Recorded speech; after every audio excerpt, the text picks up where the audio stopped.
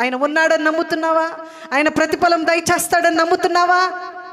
నమ్ముతున్నామని తలలూపుతాం, కానీ మన హృదయాల్లో స్థిరమైన నమ్మిక లేదు. మాటలతో చెప్పటం కాదండి, నీ హృదయములో నీ దేవుడు ఉత్తముడని, నీ దేవుడు అసాధ్యములైన వాటిని సాధ్యపరిచే దేవుడని, లేనిది ఉన్నట్టుగా పిలిచివాడైన దేవుడని నువ్వు నమ్మాలి. హల్లెలూయా. అందుకనే యేసయ్య అంటున్నాడు, తన దగ్గరికి కుంటివారు వచ్చినా, గురుడివారు వచ్చినా, అంగహీనులు వచ్చినా, నేను ఇది చేయగలనని నువ్వు నమ్ముచున్నావా? నేను నమ్ముచున్నాను ప్రభా, నీ నమ్మిక చొప్పునే నీకు కలుగునుగాక.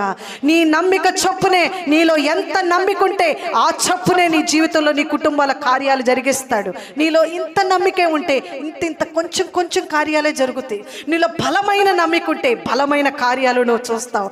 ఆమేన్, హల్లెలూయా. ఆవగింజంత విశ్వాసమే ఉంటే మనం గొప్ప కార్యాలు చూస్తాం. కొండలను పెకలింపగలిగినటువంటి పరిపూర్ణమైన విశ్వాసం